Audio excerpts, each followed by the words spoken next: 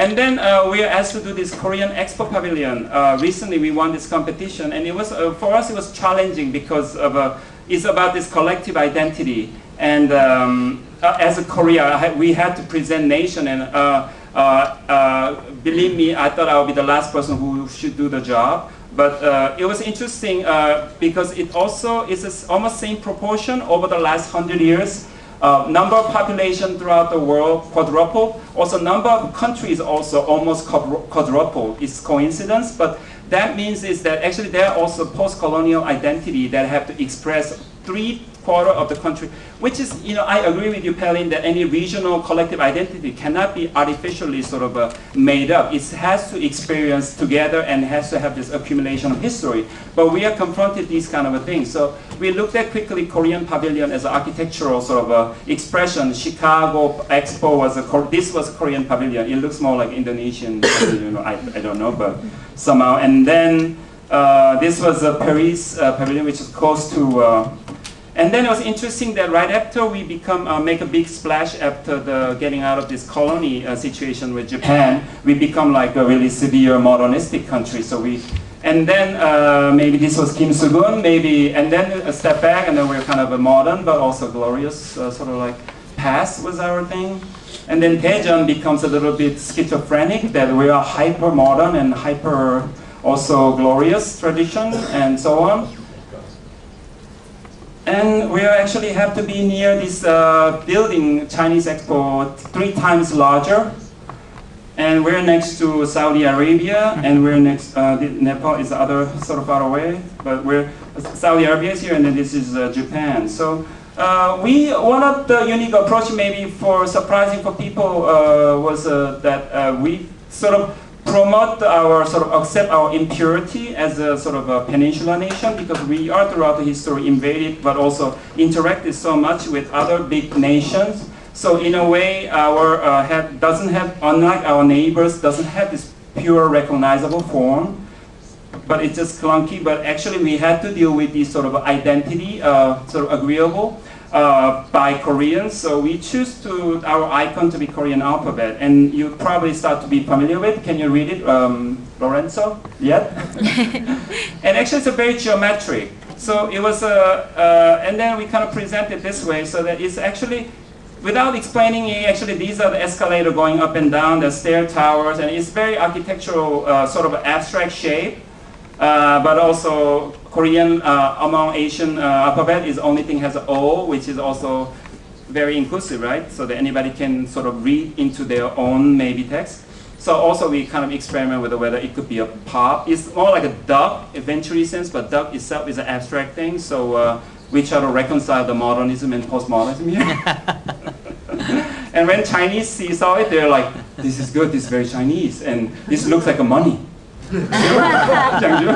And we read it as O, maybe Arabian number 0. So in a way, through our design, also we try to be inclusive here.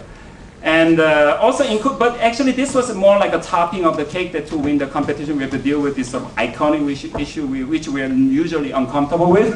But we actually, more important thing for us was that actually these are the Japanese pavilions and these other temporary pavilions. We try to create a void actually. So actually all the exhibition space interior is floating above, 7 meters above ground. And actually you have a 40 meter by 80 meter, no column. Basically it's a space contained inside, it's like a pillar T. And then we choose Seoul map as almost like a 3-dimensional map, 1 to 300 scale. So we're literally importing Seoul in Shanghai, in the middle of Shanghai, which has a lot of similarity, Hwangpu River and Han River and so on. So, so also it's all about Expo. Usually, just I don't know if you've been to any of these, national theme park expo that just to see the 30-minute exhibition inside, you have to wait for 2 hours when it becomes popular. So actually, the waiting time becomes much more important. So basically, we should sort of show this as a waterfalls and and then these mountains of Seoul becomes like this pixelated bleachers, so that people can perform and you can sort of. And then this was kind of what I wanted to capture as a sort of a contemporary Asian urban identity, is that if you're a foreigner, when you come to this sort of crazy Red Devils thing, actually, although it's kind of nationalistic frenzy thing, but you'll be shocked at how peaceful it is. actually my friend from Europe saw it, and then he was like, you can, in Germany, you don't see little kids, toddlers, and in this kind of a massive soccer hooligan event. I mean, he said it's much more violent, almost scary, but here it's actually very peaceful because I think people also, it engages better, and also I think as a Westerner, you come here, you feel it kind of has a much more intimate, private bubble, so people get into your face a lot more than the distance you usually have outside. And you know, these spontaneous things that they make yourself at home anywhere they go. So actually, these things are quite an inspiration for us. So we actually want to import that kind of an urban experience as a sort of an iconic urban experience for that. So in a way, we want to have this sort of a collectively intimate sort of a thing. And then this was actually similar we did with the Realities United. This was just, we just put up a massive chandelier, which could have been a Guinness record, maybe 55-meter diameter LED thing.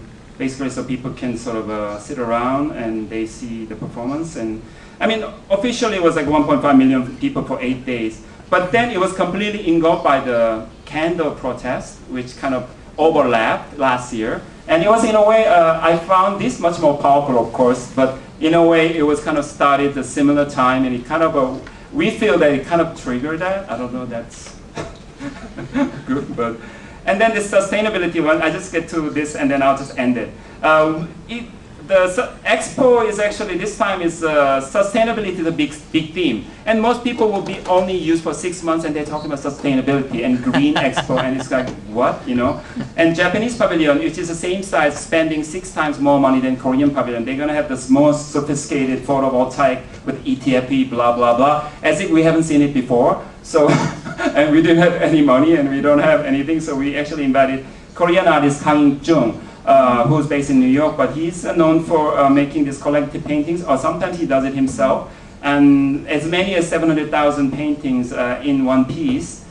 And in a way, it also resembles a Korean urban sort of a conditions. And then idea was that it's through internet, we're gonna sell it, each painting, which is this colorful part, and he himself is determined to sign each piece, and then he'll sell it and then use it for the charity. So hopefully there's some life after this thing, at least some part of it. And I have more, but I'm, I think, taking too much time, so I'll end it here. Thank you very much. 감사합니다.